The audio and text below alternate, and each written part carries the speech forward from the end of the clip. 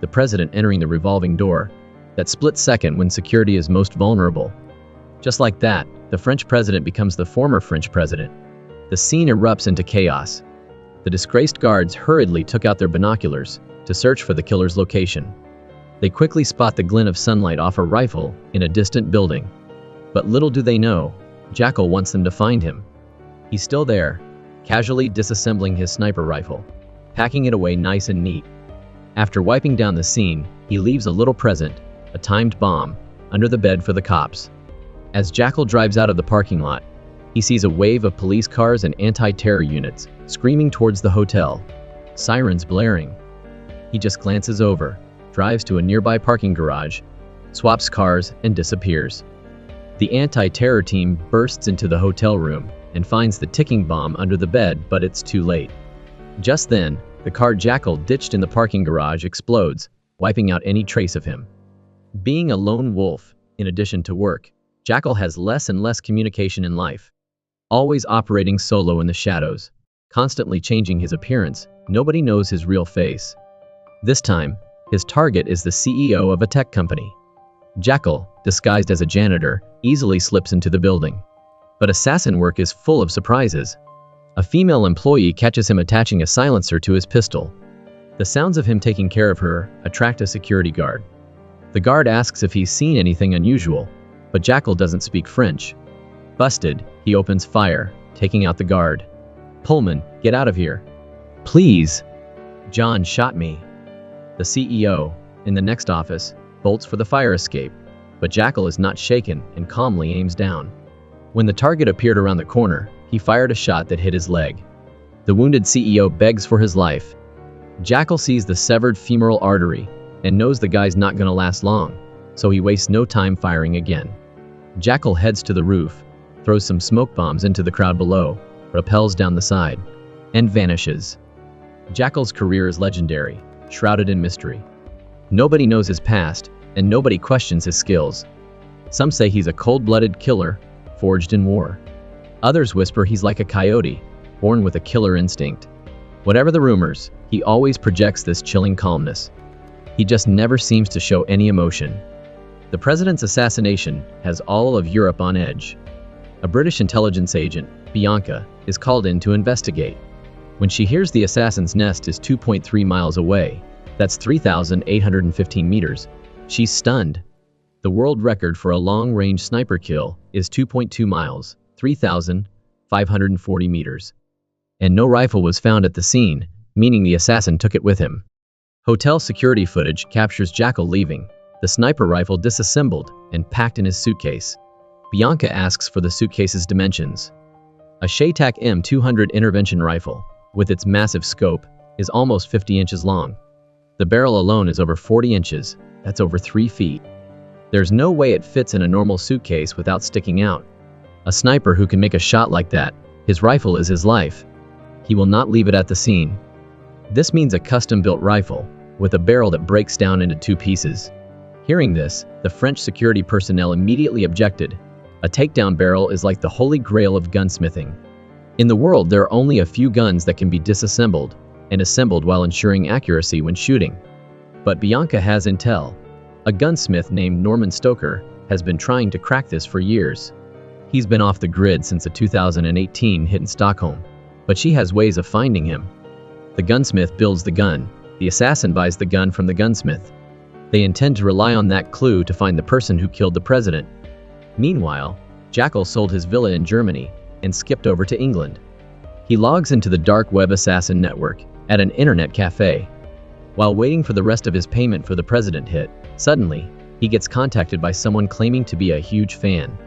They've got a project he might be interested in, but it's too sensitive for the web. They need to meet face to face. Jackal names his price as a cool $1 million just for the meeting. Half up front, the other half when they meet. Non-refundable, deal or no deal. The woman follows Jackal's instructions, showing up alone at a secluded lakeside cabin. She offers him $10 million to assassinate the head of some organization. Jackal just smiles. "Multiply that by 10, he says, and then maybe we can talk." The woman's jaw drops at the mention of $100 million. She needs to talk to her bosses. She turned around and Jackal vanished. Back home, Jackal checks his accounts. 24 hours have passed, and the 3.75 million euros for the hit is still missing. He contacts his client. The response? 2 words, no payment. Jackal can't believe someone stiffed him. He calls his bank. 3.75 million was deposited 14 days ago. I need to know where it came from. His wife, Emma, notices something's bothering him. Jackal explains that a business partner welched on a deal, but it's more than just the money. If word gets out that someone stole from him and got away with it, it'll ruin his reputation. His wife replied, "Stealing from you is stealing from our whole family. Give me his address, and I'll help you get it back." She had no idea Jackal was a hitman. They thought it was just a simple financial dispute. Jackal quickly turned down her offer. Meanwhile, Bianca, the lead investigator on the murder case, reached out to her informant, Allison, who went by the alias Jimshare. Her ex-husband is Norman, the gunsmith. He's the only one in the world who could build a takedown sniper rifle capable of a 4.0-meter shot. Bianca saved Allison's life on a previous mission, but now Allison's in trouble. Her daughter, Emma, got caught up in a protest, clashed with the police, and is in jail. Allison hopes Bianca can pull some strings to release Emma. In exchange, she'll give up Norman's location. Unexpectedly, Emma suddenly dies in custody due to a medical condition. Bianca, feeling awful, has to trick Allison into revealing Norman's number before she can tell the police to release her daughter. Meanwhile, in a New York skyscraper, the woman who offered Jackal $10 million is reporting back to her boss. He wants the best, but $100 million is way over budget. However, their target is Elon Musk, the richest man in the world. If they can take him out, $100 million is a small price to pay. Why do they want Musk dead? It all comes down to his upcoming program, The Flow. Rumor has it that could usher in a new era of global financial transparency and economic equality. Opinions are sharply divided. Some think it could bring about true economic fairness, while others believe it'll plunge the world into unimaginable chaos. In a recent interview, Musk was asked why the richest man in the world cares so much about economic equality. "Everyone should," he replies. "Money should flow like water. Right now, it flows into the pockets of the wealthy and stops there, instead of flowing into the reservoir for future generations. The only way to break this is complete financial transparency. Would you be willing to have everyone see your bank accounts?" The interviewer asks. "I have nothing to hide," Musk says, "but some people are hiding a lot." And the flow is strong. Looking at this, the boss is determined to spend $100 million to get rid of Musk before he launches the flow. That day, Jackal was celebrating his son's birthday with his family when he got a call back from the bank. They couldn't trace the sender of the payment, only that it came from an account in Munich, Germany. Jackal told his wife he had a work emergency and needed to leave. She dropped him off at the airport, but he just went to a different level, grabbed a cab, and took off. He went to a secret safe deposit box, picked up a new passport for a fresh identity, and headed to another airport. But while in a taxi, his wife, who'd just bought flowers on the roadside, spotted him. She immediately tried calling, but it went straight to voicemail, making her begin to suspect her husband. In another development, while reviewing the security footage, Bianca noticed Jackal's backpack. Although he had ripped off the brand label, zooming in revealed a resemblance to a double-peak mountain design. The footage of Jackal assassinating the tech company CEO showed him using a Browning Mark, the third compact 9mm pistol. It was clear he could have chosen a weapon with more firepower. So why did the hitman opt for this less powerful handgun? After further investigation, Bianca confirmed that the assassin was British. The Browning Mark, the third compact 9mm, was the standard sidearm for many British military units until a few years ago, and his backpack was made by a small startup company in England. This backpack, called the Perfect Pack, had only been on the market for 8 months and was only sold in the UK. Typically, snipers have spotters, but this assassin was different. Both times he struck, he acted alone. He might have served in the British military. We can track this assassin down through this angle. Jackal's on the move when he gets a text from an American woman. They set up a meeting at a park. The $100 million payout is huge, and it's their first time working together, so they can't front him the full $50 million advance. They offer $20 million to get the ball rolling. Jackal thinks it over and agrees. He's looking to retire after a few more big scores anyway. The woman's got a deadline, The target has to be eliminated before the 28th, the day the flow is released. Otherwise, the deal's off. For future comms, she'll use the codename Rodin for the target. He needs one too. How about Coyote? JACKAL disguised himself as his representative and went to the bank to investigate the origin of the 3.75 million euros. He learns it came from a corporate account belonging to a company called Hagwillis NM. We cannot disclose their information, but their corporate registration information can be looked up online. After searching online, JACKAL does some digging and finds out Hagwillis NM's parent company is Ackfort, just run by a guy named Elias. Meanwhile, Bianca leads a SWAT team to raid gunsmith Norman's place. But he set a trap, and the team takes heavy casualties. Bianca chased and continuously fired at Norman, but he stole a car and escaped.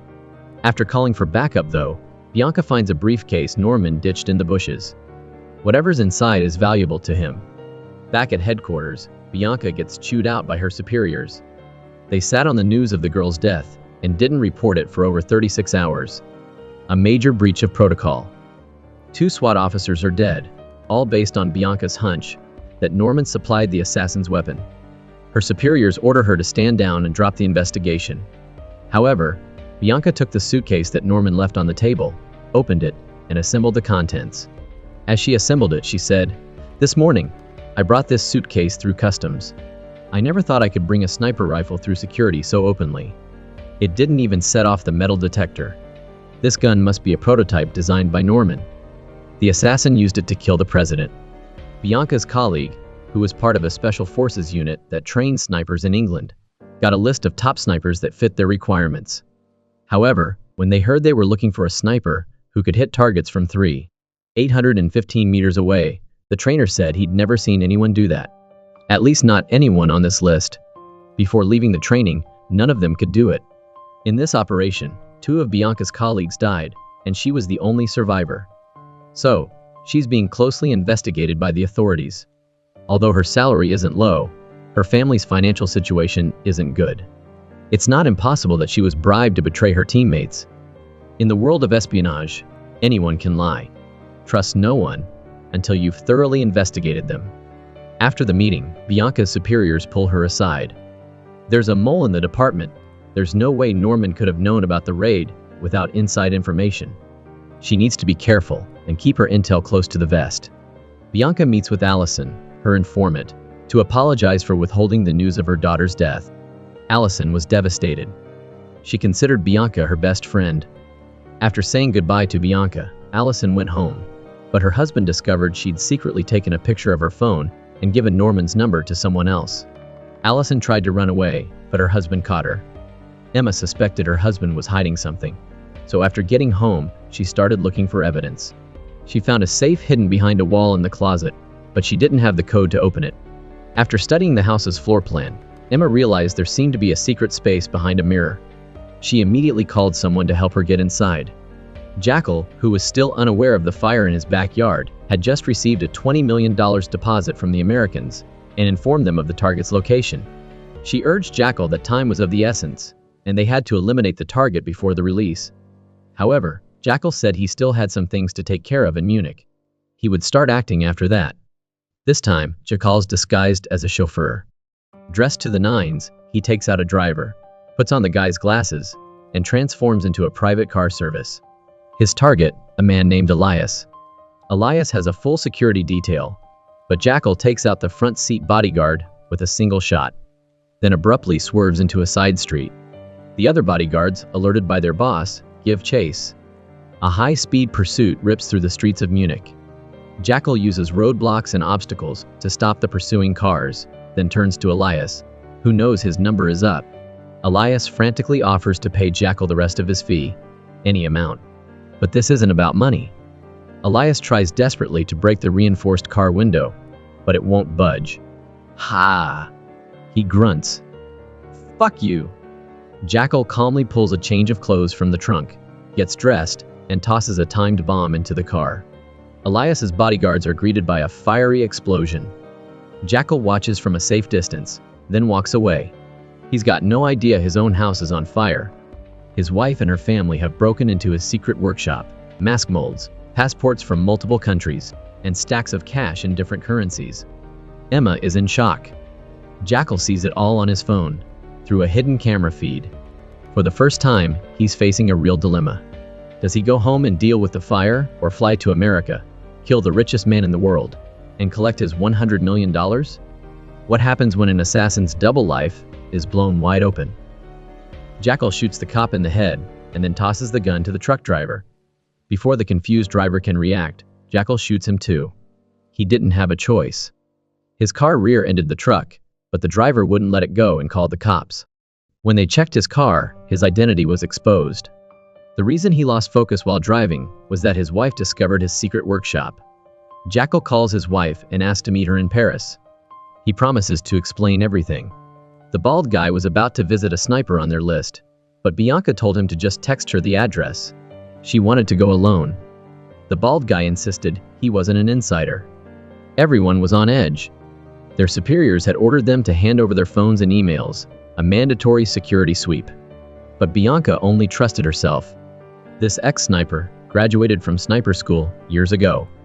Seeing the list, he recounts the situation of each person on it. When he knows that Bianca is looking for a sniper who can take down a target from 815 meters. He says that he has never heard of such a person. Even if there was, they are not the friends on this list. However, he heard that there was a legendary figure in the sniper world named Duggan who might be able to do it. 10 years ago, Duggan's entire team was wiped out in an explosion during a mission. Bianca's skeptical, so she calls her bald contact and asks him to dig up info on Duggan's supposed death a decade earlier. Jackal's fancy BMW is banged up from a crash. He gets to his hotel, immediately ditches the license plates, and wipes down the interior to get rid of any fingerprints. Worried his car might be spotted, he even steals a car cover from a neighboring car to hide it. Then Jackal waits for his wife. He sets up his sniper rifle, aiming it at a safe, and puts on his wedding ring. Not long after, his wife knocks and walks in. Without a word, she slaps him. Jackal admits he's been lying to her since before they even got married. But he insists his love for her and their child is real. He was afraid that if she knew the truth about him, he'd lose them both. So, what's the truth? What does he do? I was a problem solver. What does that mean? When big companies and multinational corporations have serious issues, they send me in to fix them. Problem solving? She asks. You kill people? No, I don't kill people, Jackal explains. He says he's in corporate espionage. Because it's illegal, he sometimes has to use fake identities. Sometimes he has to bribe people. A lot of the people he investigates are billionaires. They're dangerous, so he carries a gun for protection. Emma is swayed by his words but still worried for his safety. Here's Jackal promise. He only needs 2 more weeks, then he's done for good.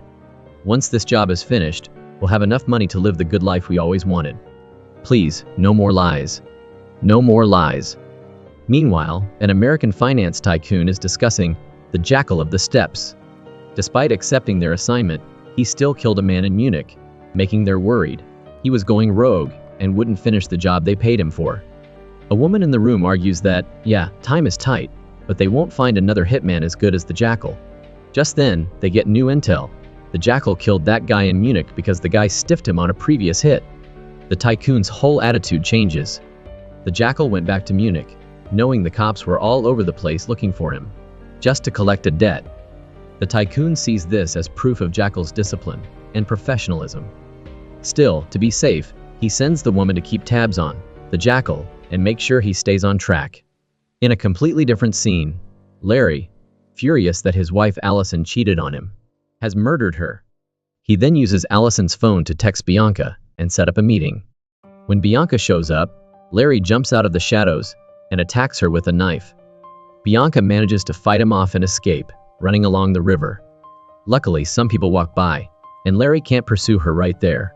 Bianca calls her boss for backup, while luring Larry toward a bridge up ahead. Headquarters contacted Vince, the nearest agent, to help Bianca. Together with the police, they cornered Larry by the riverbank, but Larry was incredibly agile. He jumped onto a small boat passing by and escaped. When Bianca and the police arrived at Allison's house, they found her dead. Larry, on the run, clearly had no intention of letting Bianca go. He had someone investigate Bianca's address, and went there, using her daughter to force her into submission. Unexpectedly, Bianca shot Larry in the leg. She didn't kill him, she just wanted to get information out of him. She's trying to find out who hired the hitman, Norman. Elon Musk, the richest guy in the world, is on an island in Estonia, and his assistant told him someone hired a professional killer to take him out. But Elon isn't backing down. He wants to see if this killer can get past the island's super secure defenses and take him out. But Jackal has no intention of going to the island to kill him. He got to the Talon Event Center, where Musk was holding his thing, and found a good spot to do the job. He started by breaking down the soundproof wall, and soon after, he found a spot on the top wall of the building, where he could see the main stage from a gap. Out of nowhere, the floor beneath Jackal's feet gave way. He almost took a nasty tumble. He managed to grab onto a cable and pull himself back up, but in the process, his phone went flying. After the whole thing was over, no one came to return his phone. This phone was his only way to contact his client, so losing it was a major problem. Jackal eventually found his phone lying in the middle of the stage. Before leaving, he memorized the name of the security guard on his phone because he might need it when carrying out the assassination.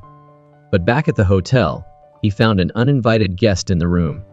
He sighs, locks the door, confronts the woman, staring her down. She's unfazed, calmly saying, "You took $20 million from us, but acted arbitrarily in Minsk if I did not come. If you do not act, they will resort to extreme measures. You don't want to mess with these people. They're way more powerful than you realize. If you do not believe me, just ask Norman Stoker.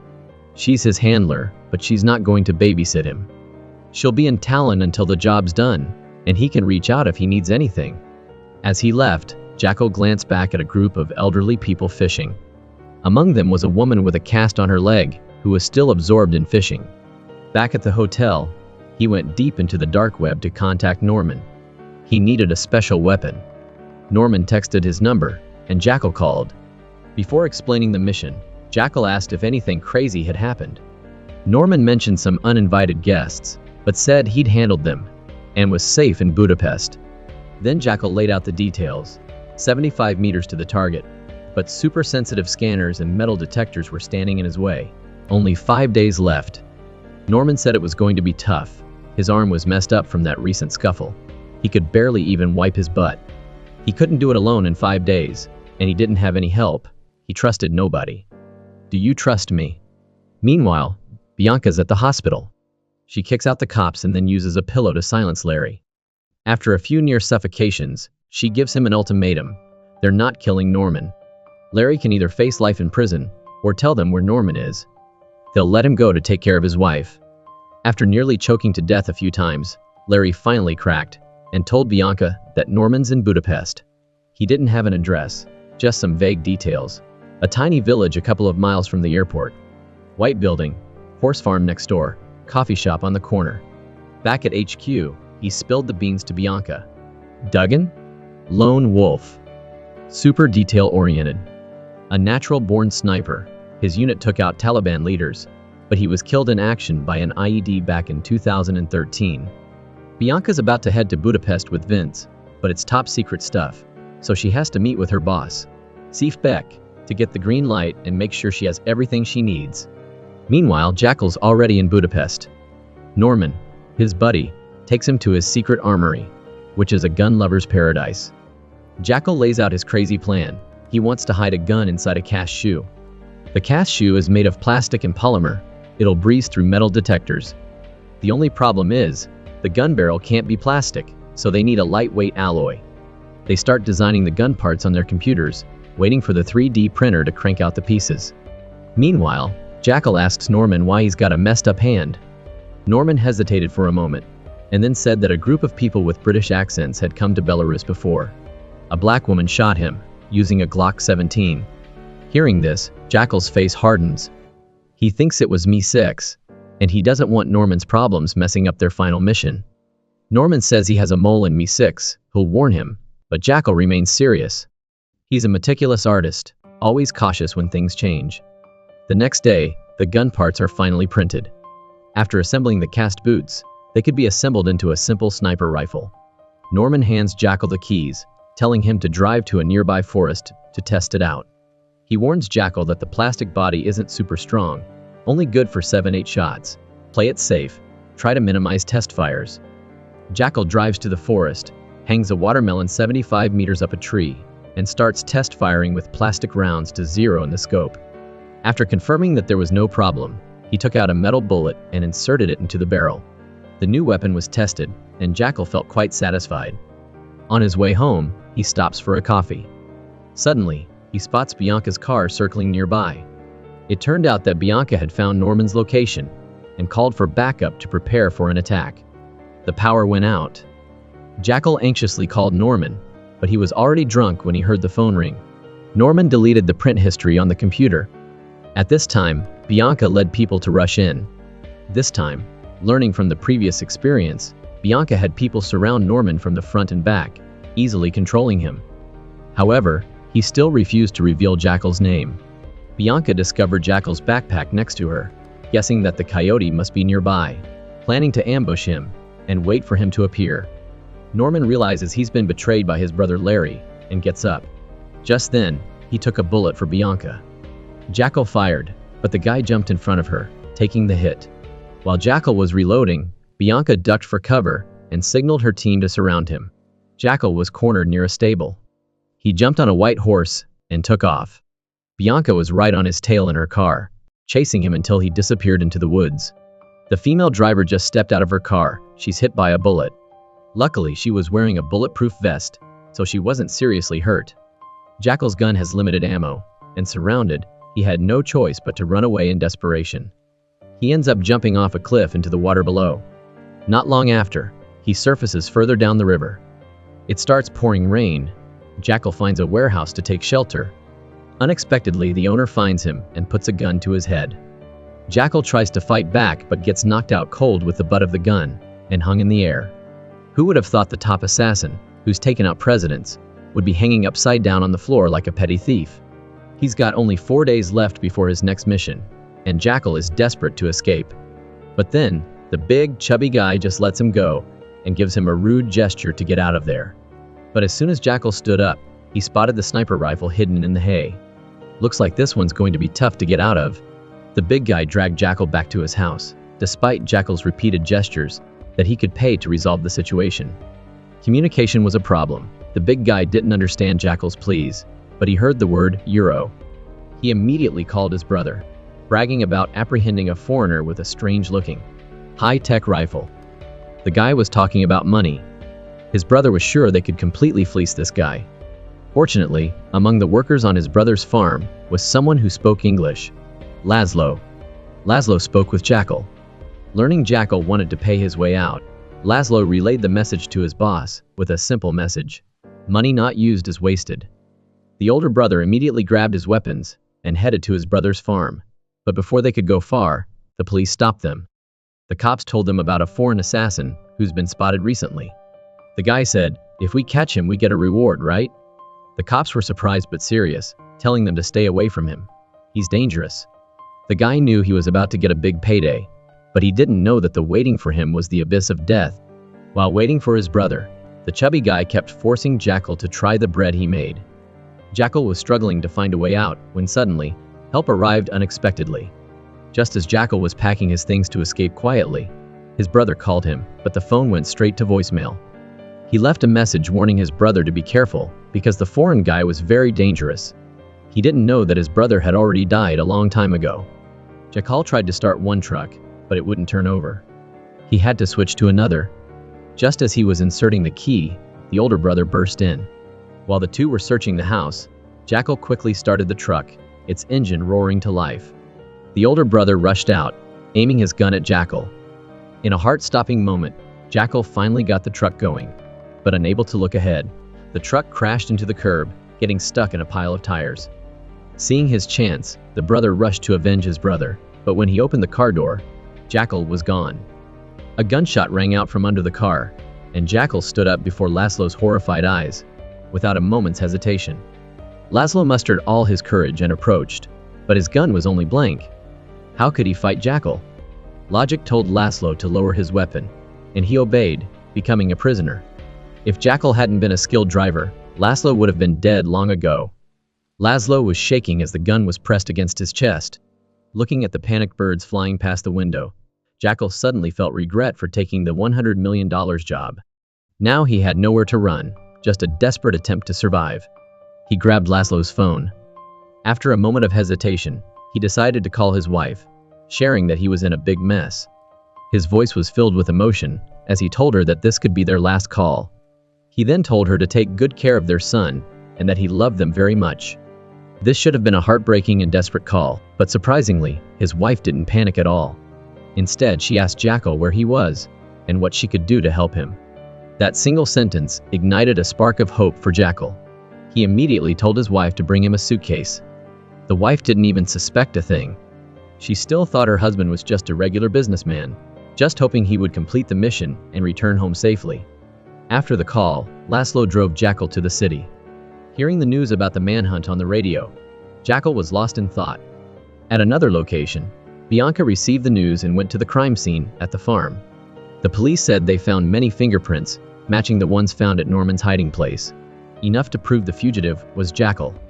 Bianca was about to continue the pursuit when she received a call from her superiors. He ordered her to return to the headquarters immediately. Because the superiors had raised the priority level of the Jackal manhunt to the highest level and named the operation Anubis, they wanted her to return to lead.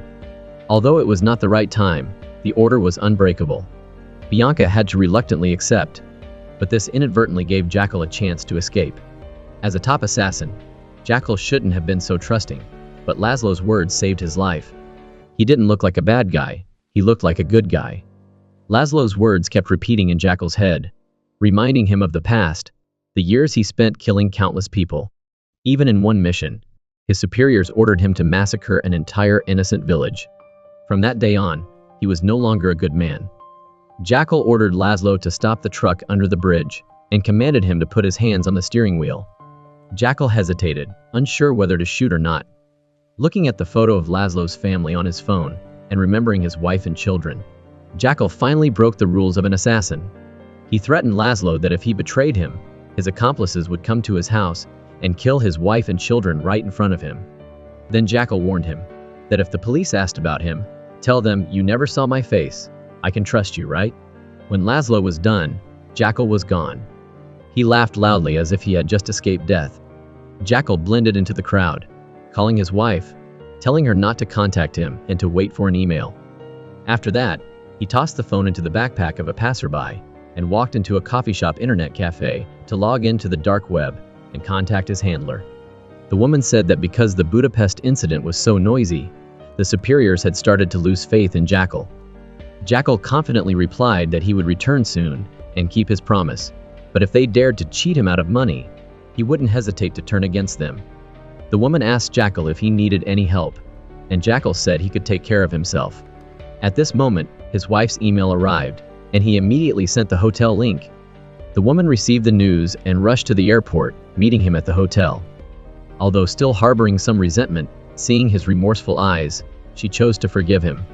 Jackal, without saying much, quickly started changing his appearance. In the suitcase his wife brought were the necessary tools for disguise. His wife stood quietly beside him, wanting to learn more about her husband's job. Jackal didn't stop him and began to perform a series of actions. Before his wife's astonished eyes, he had transformed into an old man. The two of them went to the airport, but security personnel seemed to ignore them. After tearfully parting with his wife, Jackal is left alone. Bianca and her team were heading back to headquarters, coincidentally passing by Jackal. However, after Jackal boarded the plane, the flight was delayed. A short time later, Jackal was surprised to see Bianca and her team also board. Turns out, they weren't going back to headquarters. Bianca's superiors received intel that the world's richest man would be in Tallinn in 4 days to unveil a new software he'd developed, and Jackal would likely be there. Her superiors instructed Bianca to divert to Tallinn. But fate had a cruel twist. Bianca was seated right in front of Jackal.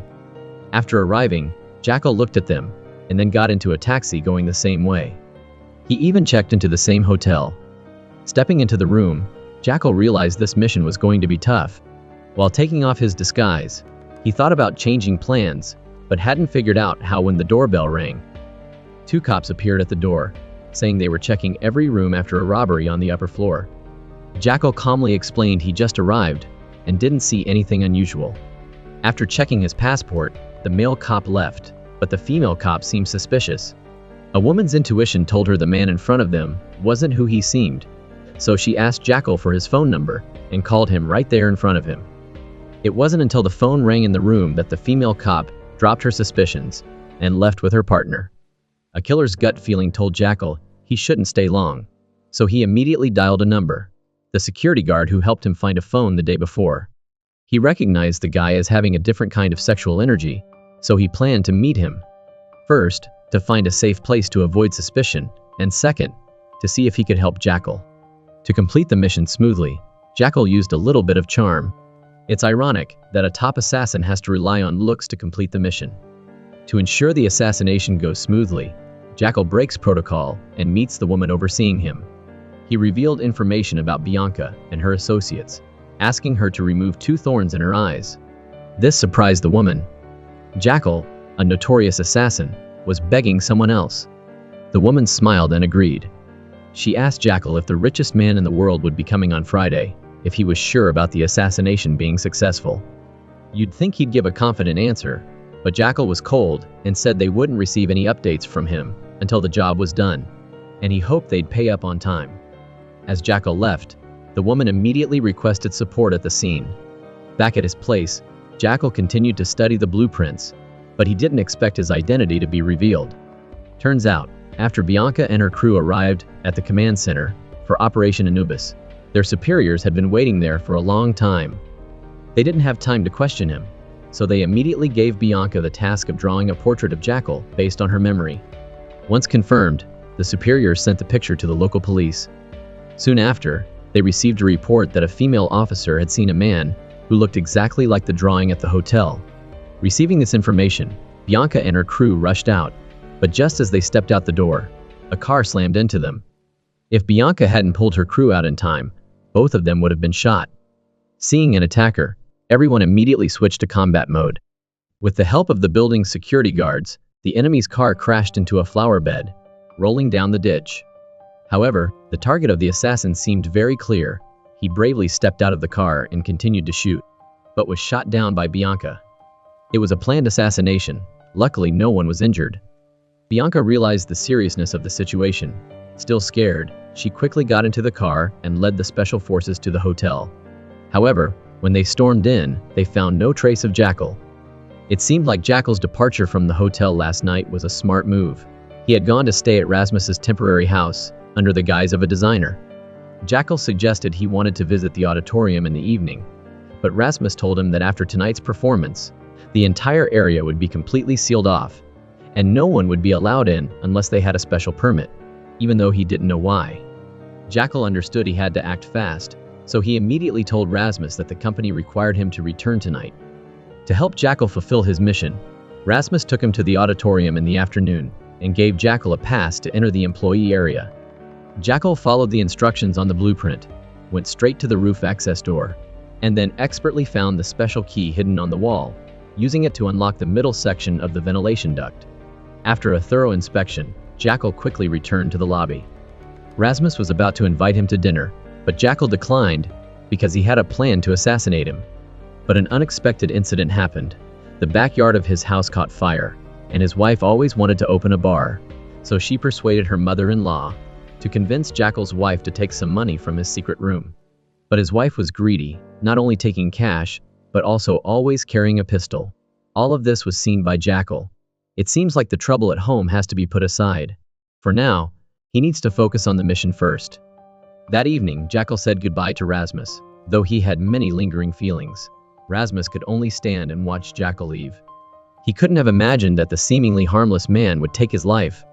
On the island where the richest man in the world lives, the head of the security team said he had received intelligence about Mi-6 failing to capture the assassin in Budapest. He suggested the richest man in the world not to come to Tallinn, but to hold an online launch event right here. However, after hearing this, the richest man in the world erupted in a fit of rage. He had been preparing for this event for a year and had invited many famous people to Tallinn. If he didn't show up, he would become a laughingstock for the world. Rather be a laughingstock than die. The richest man in the world's attitude is exactly what Jackal wants. Jackal had arrived at the auditorium beforehand using his disguise to easily pass through the security checkpoint. He went to the reception desk and bought a few bottles of mineral water, a few bags of nuts, and 4 chocolate bars. When the concert was halfway through, Jackal stood up and left. Reaching the hallway, he expertly opened the stairs, then went to the location he had surveyed beforehand, closed the cover of the ventilation duct, and hid in the middle layer, waiting for the richest man in the world to appear. Before the premiere, Jackal took off his cast, disassembled the boot, and reassembled it into a sniper rifle, placing it beside him. With 2 more days and nights until the launch, he could finally get some proper rest. He quickly fell asleep, but horrifying memories flooded his mind, jolting him awake. It seemed his past was a wound he couldn't forget. Thankfully, he later met his current wife, who brought a little warmth to his life. The next morning, while Jackal was polishing his bank card, there was a footstep sound from above his head. Someone came to check the scene, but she didn't notice anyone under the floor. Bianca and her crew also arrived at the auditorium. She handed the fingerprint of Jackal to the head of security, hoping it would help them. However, no one expected that although the building had been sealed off and equipped with the most advanced scanners, Jackal had snuck into the auditorium a day earlier and hid in the middle layer. To ensure safety, everyone searched the hall again. Bianca even brought Jackal's clothes out for the crime scene dog to sniff. Jackal watched it all, but showed no worry. After enjoying a chocolate bar, he drifted off to sleep. This time, no haunting memories. Instead, he dreamt of his wife. He dreamt of the day he mustered the courage to ask Emma out to dinner, and how she had agreed. They'd started from there. Recalling her beautiful face, Jackal fell asleep, tears in his eyes. The long night finally ended, and the software launch day arrived. Jackal began preparing. To get into the best possible shape, he did some light warm-up exercises. Bianca and her team were also in the hall, ordering a full building sweep once more. Everyone acted quickly. Bianca, following the team, ended up on the roof, directly above Jackal, but didn't notice anything unusual below her. Jackal breathed a sigh of relief. The world's wealthiest individual was on the way, and other guests arrived, all under tight security. While the host was getting the crowd hyped, Jackal prepared to move to his sniper position. Hearing security personnel approaching, he pushed through the security barrier, grabbed his weapon, silently moved behind the officer, and quickly took him out. He then swiftly used a credit card to slit the throat of another person. The host is now bringing out the richest man in the world to the stage. Jackal raises his sniper rifle. On the TV screen, the mastermind and the woman overseeing everything are both nervously watching. But assassinating the richest man in the world isn't easy. Just the bulletproof glass in front of him is enough to stop any bullets. All Jackal needs to do is wait for the right moment. For the moment, the target is careless and sticks his head out. But another gunman's appearance disrupted Jackal's plan. He quickly fired another shot, but the target was gone. The guards surrounding the richest man in the world made it impossible for Jackal to find a good position to shoot. Bianca also spotted Jackal's position and quickly deployed a team to surround him. Seeing his plan fail, Jackal decided to run, blending into the crowd to escape. Despite the police trying to close off the area, the chaotic crowd wouldn't let them. In the end, Jackal slipped through their fingers. Seeing the police cars approaching, Jackal calmly walked down a different street. He thought he was free, but a voice called his name from behind. Turning around, he saw Rasmus. At first, Jackal didn't want to acknowledge him, but Rasmus chased him, forcing him to face his old friend. Looking at Rasmus's gentle and hopeful eyes, Jackal had to act. To avoid being exposed, he killed him. Watching Rasmus fade away, Jackal placed his body in a hollow on the side of the road and quickly left. That was the price he had to pay for loving a wild horse. And would Bianca be able to catch Jackal? It all depended on her next plan. Back in 2013 Afghanistan, if you don't look closely, you'd never know 2 people were hiding in the middle of a desert full of rocks. Jackal was still a member of the secret special forces and the best sniper in the world. Working with the Observer, his mission was to assassinate the leader of a terrorist organization. When Gary confirmed the target's identity, he ordered Jackal to fire, but Jackal thought it wasn't the person they were looking for. Gary didn't care about that. He just wanted to get rid of someone quickly and leave this hellish place. But Jackal ignored his teammate, stubbornly waiting for the target to appear. They waited for 6 hours until both of them were parched. Finally, the target appeared on the field. After determining the distance and wind speed, Jackal took a deep breath and squeezed the trigger. The mission went off without a hitch. The two quickly left the scene, showing Jackal's patience and ruthlessness at the time. As a reward, the team leader gifted Jackal an expensive bottle of liquor and permission to drink it in the compound. Then, he took everyone to the nearest city for a celebration. This event profoundly changed Jackal's life. While Gary was joking with him, a man accidentally bumped into Gary. An argument seemed imminent, but instead of fighting, the man offered, "I'll buy another round of drinks and invite you." Jackal didn't know that everything was part of this man's plan. The man's goal was to chat with Jackal. He wanted to hire Jackal to kill someone for a hefty sum. All they had to do was send someone. However, the military has rules, and individuals are not allowed to go out on their own, especially not to be hired as a hitman. But when he heard that killing someone would earn him 100,000 pounds, Jackal was moved by the reward. Because the amount of money they had to work hard to complete the mission was not even a fraction of this amount. But Jackal still held back his excitement. He said it was too risky. Seeing that, the man immediately raised the price to 200,000 pounds. Looking at Jackal, he didn't rush to respond, just left a business card that said if he changed his mind, contact him. At this point, Jackal had shown his caution. A few days later, a man was being guarded by two bodyguards, but suddenly a hole appeared on his head. The two bodyguards panicked and searched for the attacker, but they didn't expect the bullet to come from a building a kilometer away. Jackal calmly raised his sniper rifle and, along with Gary, got into the car they had prepared to escape. This shot not only brought them 200,000 pounds, but also received enthusiastic applause from the client. The man hoped they would continue to work for him, of course. The price could be negotiated. However, Gary still had 6 years of military service left, while Jackal had only 3. If they were caught deserting, their fates would be even worse than being killed. After saying that, the two left without hesitation. This encounter planted the seed for Jackal's dream of becoming a hitman. Back in time, because the assassination mission failed to kill the richest man in the world, Jackal was forced to go into hiding. The investigators found traces of Jackal's urine in the ventilation duct and found the sniper rifle used in the crime. Although they had obtained fingerprints and DNA from Jackal, the database did not contain any information about him. Bianca could only hope for Duggan's file, but what shocked her was that Duggan's file was even more confidential than top-secret information. She needed permission from higher-ups to see it. This only made Bianca more convinced that Duggan and his team had done something that the military and the defense wanted to cover up, so there was a reason to look at this file. Why was she so insistent on investigating a dead sniper? Bianca thought there was something wrong with Duggan and his team, not just the high-level confidentiality of the file, but Duggan was also an elite sniper.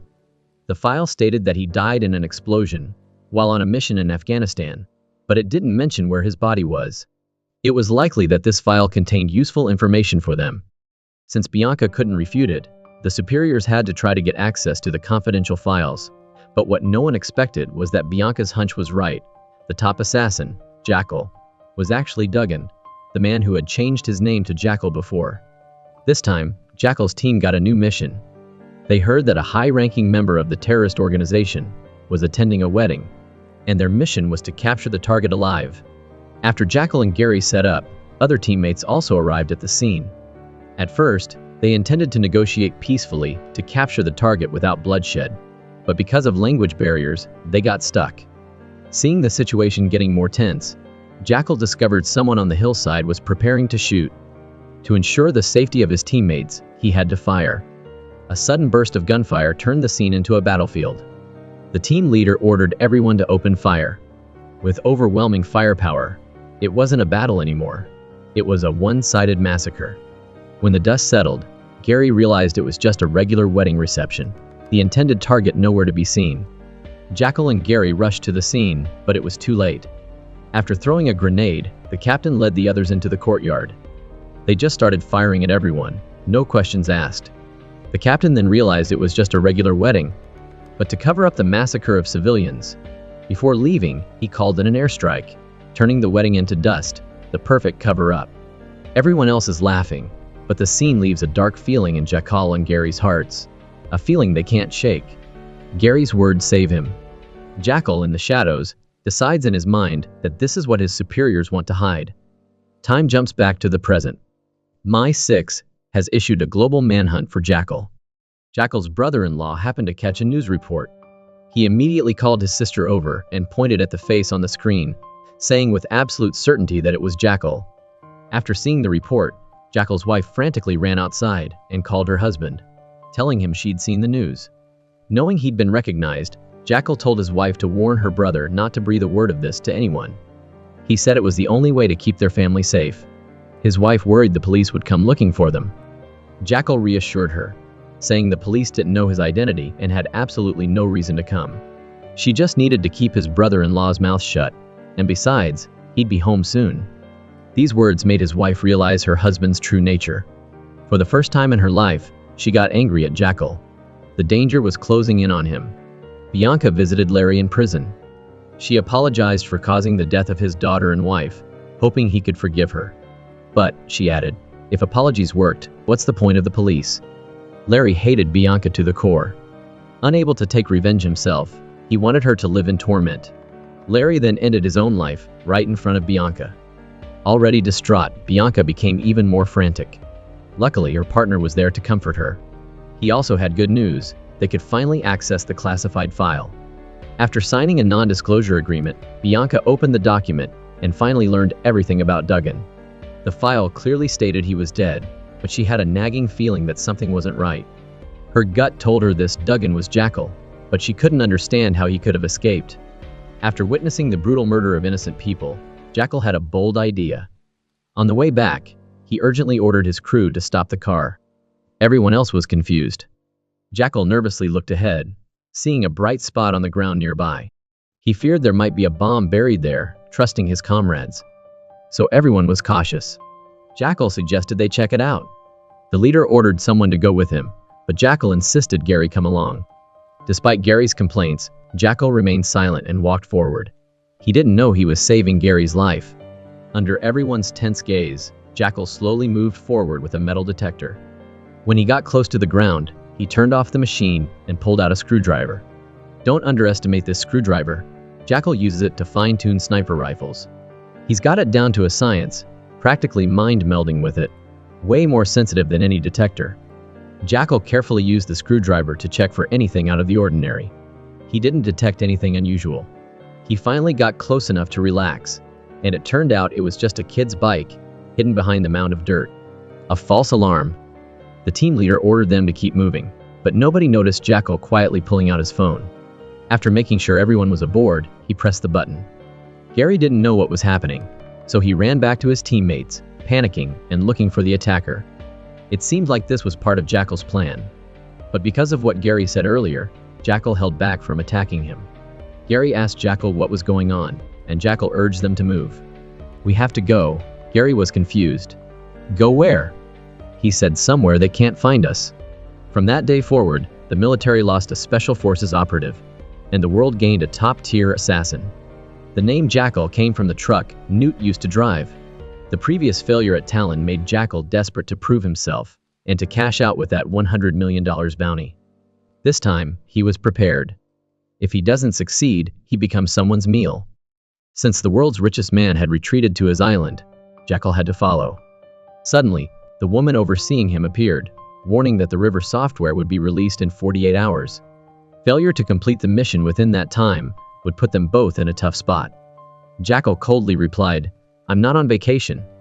And with that, he strode off. That's Jackal's confidence. Turns out, he'd been scouting the island.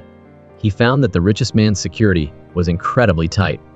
Any ship wanting to approach the island had to be thoroughly checked, and there were drones constantly watching.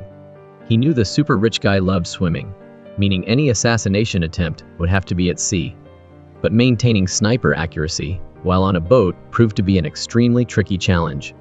After his research, Jackal had an idea. He'd use a camera stabilizer for his sniper rifle. Plan in place, he immediately headed to the bank to pick up the custom-made sniper rifle Norman had built for him. But before any action, Jackal needed to put out the fire that had broken out in his backyard. He returned home under the cover of darkness, wanting to clear the air with his wife, but it seemed she was deliberately avoiding him. Jackal went to his son's room instead, expressing his love for the child. This entire scene was being watched by his wife via security cameras. Even though she knew her husband was an assassin, she knew his love for her, and their son was genuine. So she went to the living room, waiting for Jackal, and giving him a chance to explain. Her only question, "Did you kill for money?" "Yes." After getting a definitive answer, the wife wanted Jackal to repeat those words himself. She just wanted him to stop deceiving himself. Finally, they could sit down and talk seriously. Seeing his wife's calm demeanor, Jackal opened up for the first time. He said he loved her very much and was quitting his life as an assassin. But he had to complete this final mission. Just 24 more hours, and they could have a happy life. Though heartbreaking, the wife knew what she had to do. She could only offer forgiveness. Finally, family matters settled, and Jackal could fully focus on the mission. But just as he was getting ready, his obnoxious brother-in-law unexpectedly showed up. After learning his brother-in-law was a top-tier assassin, instead of calling the police, he contacted the local mob boss. The brother-in-law introduced Jackal to the mob boss, essentially putting Jackal to work for the gang and getting paid. The wife, hearing this, was terrified. She knew her brother all too well. He was a useless, incompetent guy. She worried this would ruin Jackal's plan to retire, so she told him the whole story. Upon learning of the situation, Jackal wasn't worried. He gently reassured his wife, telling her not to fret. "Just a local mob boss," he said. "He's nothing to me." Then, Jackal sought out his brother-in-law, proactively requesting a meeting with the mob boss. Seeing his brother-in-law finally act decisively, the brother-in-law excitedly booked a table at a restaurant and left. Little did he know, Jackal had his plans. Jackal rented a yacht from a friend, loading it up with his gear. Back at the restaurant, neither Jackal nor his brother-in-law were visible, causing the brother-in-law to anxiously pace. Seeing the mob boss grow increasingly agitated, the brother-in-law poured him drink after drink to calm him down. But then, a blood-red stain spread across the tablecloth, signaling a shocking realization. The notorious mob boss slumped to the floor. Now the brother-in-law truly grasped the terrifying nature of his brother-in-law. Jackal's actions were a test of his equipment. Having achieved the desired results, Jackal could finally proceed with the assassination. "You were a senator after all, Norman?" Bianca was still poring over Duggan's file. The file revealed Duggan's former superior was still alive, so she went to the hospital to question Bob about Duggan. But when Bob learned Bianca was from I-6, he flatly refused to speak to her. Bianca, however, wouldn't leave. Whatever Bob said to her, when Bianca returned to her superior, she reported that she now had more information about Duggan. Bianca knew Duggan always operated solo, but he had a close associate, Gary, Duggan's former observer. So if Duggan was still alive, Gary might not be dead either. But her superior deemed this just speculation, not a lead. She decided to halt the investigation into Duggan. Allocating so many resources to someone presumed dead was unnecessary. The focus should be on apprehending Jackal. If Bianca persisted with the Duggan investigation, her Mi-6 clearance would be revoked. This information was a shock to Bianca, but a golden opportunity for Jackal. He approached his friend, saying he wanted to go fishing. Jackal used his wealth to get close to the island, where the world's richest person lives. But to succeed, Jackal had to kill his longtime friend, and then cover up the murder, making it look like the friend was asleep. The cold-blooded Jackal resurfaced. After regaining his composure, Jackal put on his gear and assembled the mount. This time, he still only had 4 bullets. After securing the sniper rifle, he connected the 2 components, quickly loaded 1 round, aimed at the island, and pulled the trigger without hesitation. Seeing the bullet hit the bullseye, Jackal finally relaxed. Now, all he had to do was wait for the target. Suddenly, the equipment alerted him. Through the scope, a drone was approaching. Jackal calmly covered the sniper rifle and picked up a fishing rod, pretending to fish. In the monitoring room, the security guard recognized the familiar yacht, 3 kilometers away. The captain instructed his team to maintain close watch, but to take no action. The world's richest man began his daily swim, escorted by a security detail out to sea. Seeing this, Jackal immediately donned his prepped gear, expertly loaded a round, and intensely focused on his target. The distance was too great, and the boat's instability made a steady shot impossible. He had to wait for the opportune moment. But just as the target came within range, a roar shattered the quiet. A jet ski was barreling toward him. He had to deal with that first. After confirming the jet ski rider was dead, Jackal immediately turned the sniper rifle, loaded a round, and aimed. But an alert sounded. A drone appeared overhead. Fortunately, he was prepared. He deployed the jamming device, causing the drone to crash. But this also revealed his plan. Bogdan's sniper on the boat sounded the alarm. Red alert.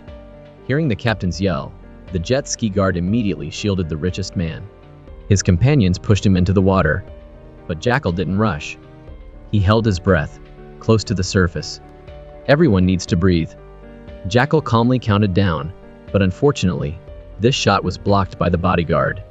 But Jackal remained unfazed. As long as the target was still underwater, his final bullet would be the one that finished him. The richest man understood he had no backup. Now, he had to save himself.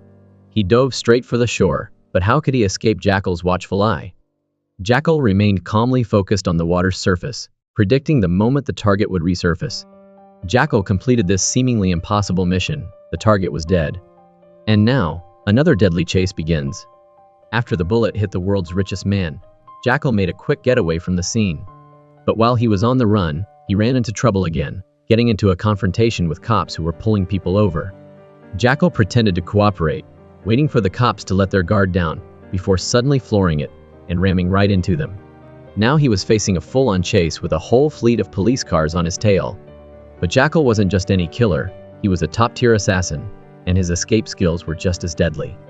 He used the terrain to his advantage, speeding and weaving through the police blockade, careening down a hill and into a residential area, kicking off a heart-stopping chase through the streets. Even with all their skills, the cops couldn't stop Jackal's car. Faced with a hail of bullets, Jackal swerved and dodged, weaving through the deadly fire. Finally, he sped away, leaving the police in a cloud of dust and smoke. The boyfriend of the world's richest man is holding a lavish funeral for him, and sadly announces that the release of River will be delayed indefinitely. Jackal's final mission is finally complete. Meanwhile, Bianca discovers that the murder of the mob boss from a boat a kilometer away was carried out in a way very similar to Jackal's style. She wants to go to Spain to hunt him down, but her superiors stop her. Her superiors think there are too many organizations involved, and don't want to get tangled up in the personal vendettas between gangs. Bianca can't agree, and immediately quits. As she walks out, she runs into the foreign minister in the elevator. It turns out River is connected to the interests of many people, and the halt in its release is good news for most. The foreign minister is no exception. When he comes to congratulate his superiors, he also notices Bianca, who has been particularly enthusiastic about the investigation. He wants to secretly deal with her, but his superiors stop him, saying that Bianca has quit and is no longer a threat. At this moment, the handsome Jackal, who is not over 3 seconds old, suddenly gets into a car accident. At the same time, her brother-in-law causes trouble. After receiving a call from the police station, Jackal's wife rushes to bail him out and then scolds him, demanding he stay away from the gang. When Jackal wakes up, he meets a kind-hearted truck driver who comes to his aid. After getting Jackal to safety, the driver was about to call the cops. Jackal instantly pulled out his gun, stopped him, and hijacked the truck. People nearby saw the whole thing and immediately called the police. Jackal didn't have time to worry. He sped off in the truck until he reached a forest. There, he patched up his wounds as best he could, then set the truck on fire and pushed it off a cliff. Jackal deliberately wore glasses to hide his cold eyes, and a wedding ring to pretend he was married, hoping to make strangers less suspicious. He then approached an elderly couple camping, faking a high blood pressure episode and lying that he had a numb arm and couldn't drive anymore. After taking one look at Jackal, the elderly couple agreed to take him to the nearest hospital. They drove following Jackal's directions. After a while, the old man realized that what should have been a 15-minute drive had already taken 30 minutes. Something felt off. Seeing this, Jackal stopped pretending. He pointed a gun at the old man and forced him to keep driving. Bianca is back with her family, enjoying a peaceful life. Suddenly, her superiors show up and say they have the resources to help her continue the investigation.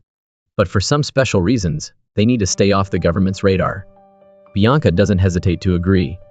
Now, hunting down Jackal isn't about work anymore. It's a personal battle of wits between her and him. Bianca wants to win, because this is a secret mission she has to finish. Bianca isn't alone on this trip to Spain. She's got some partners in crime, helping her out with the investigation. This journey is a one-way ticket. Meanwhile, Jackal is on the move too. He spots an elderly couple getting pulled over by the police. Luckily for them, their car is at the back of the line, Seizing the opportunity, Jackal tells the old man to take a sharp right onto a side road. The old man hesitates for a second, but then does as he's told. On his way, the old man asked for a cigarette. Jackal got out of the car and smoked one with him. The old man tried to bargain with Jackal, knowing Jackal wouldn't let him live, but he didn't want to miss any chance of survival. Jackal was also struggling internally. He rarely talked about his parents, who were as kind as this elderly couple who had once helped someone bad. So, Jackal felt a pang of sympathy. Once in the car, he made his decision. Jackal told the couple they would be staying there for the night. Unexpectedly, the old woman pulled out a knife and stabbed him in the back. Jackal grimaced, pulled the knife out, and looked at the woman in disbelief. Fearing Jackal would attack, the old woman charged at him, starting a fight. Because the car was so cramped, Jackal didn't have time to react, and got pinned down by the old man. Jackal was furious. He fought back and stabbed the old man. Seeing her husband get stabbed, the old woman was filled with regret. Jackal then sent the couple to their grave. But that wasn't Jackal's original plan. He called his wife, wanting to ask her to move with him to a beautiful city. Even though he was a top assassin who could handle shocks, when he heard his wife's voice, Jackal couldn't hold back his tears. At that moment, Jackal realized he truly hated his life of killing. His wife heard the weakness in his voice and told him to come home so they could talk. Jackal rushed to get home. After packing up, he blew up his car with his wife's and hopped on a bus. Meanwhile, Bianca made a big breakthrough. When she went to the local police station to investigate the mob boss's murder, she discovered that Jackal's wife had reported it. The police couldn't help but mention his sister, who had married a young, wealthy man. Bianca recognized a clue and followed the trail to Jackal's address. Bianca and her partner immediately went there, but Jackal wasn't home. So she decided to lay in wait, decided to fight fire with fire. But Bianca's plan didn't work out. As evening approached, Jackal still hadn't shown up. Instead, his wife arrived with their son in a taxi. Bianca thought Jackal was being too careful and didn't want to personally pick up his wife and son. But the truth was, his wife didn't want to live with a husband who was so full of guilt and blood. She endured the pain and took their son away. Shortly after, Jackal, posing as a parking attendant, took the car of an unlucky guy who was heading home to pick up his kid. Bianca finally got her hands on her target. Seeing Jackal enter the secluded house, she immediately sprang into action with her accomplice. Jackal returned home, but his wife and kids were nowhere to be found. He realized his wife wasn't going to leave with him. That's when Jansona called, admiring Jackal, and warned him that the client was going back on their word, having sent an assassin to Spain to take both of them out. Luckily, Jansona had escaped earlier, so the assassin couldn't find her. Hearing the news, Jackal immediately started packing up his belongings, preparing to get out of there. But just as he slipped into a secret room, his brother-in-law, seeing the house dark, got curious and walked in to check. Bianca shot him dead. Bianca accidentally helped Jackal get rid of his annoying brother-in-law. The gunshot made Jackal alert. He immediately realized the danger. Unbeknownst to Bianca, she was standing face to face with her enemy through a transparent mirror. Jackal observed, determined the number of enemies, and attached a laser sight to his gun. By the time Bianca's accomplice noticed the red dot aimed at her head, it was too late. He tried to pull Bianca out of the way, but Jackal's bullet was faster. Bianca's accomplice was shot dead. "No one else has to die," Jackal said. "I just want to know who you are, who you work for. Why are you doing this, Duggan?" Jackal shot back. "Why are you doing this?" "Because I like to win," she replied. "Me too," Jackal agreed. Both Jackal and Bianca were playing a game of cat and mouse, each trying to outmaneuver the other. Bianca knew she couldn't outgun Jackal, so she planned to use his wife's whereabouts as leverage. But Jackal never cooperated with anyone. A gunshot echoed through the room, and Bianca slumped, her plan completely foiled. Jackal rushed out to find his wife, but she had made up her mind to leave, her phone going straight to voicemail. Jackal was momentarily stunned. Suddenly, a car screeched towards him, and everything came to a crashing end. Bianca's boss got promoted to director. Osita went to congratulate her. Because he was doing well, Osita was finally released, but his connection with Mi-6 wasn't severed. Sometime later, a wounded Jackal got out of the car and went to meet Jansona. Since the client went back on their word, Jackal is hell-bent on revenge. Jansona hands him a newspaper with a picture of the target he's supposed to take out, but Jackal's only focused on his beloved wife. He decides to find her first, and then deal with the revenge later. Season 2 is officially confirmed and expected to drop in 2026, so get ready for more of Jackal's revenge journey. A movie's value lies in its reputation, but a review's value lies in personal experience. That's all for today's story. Thanks for watching. What did you guys think of the movie? Let me know in the comments below. And for now, peace out.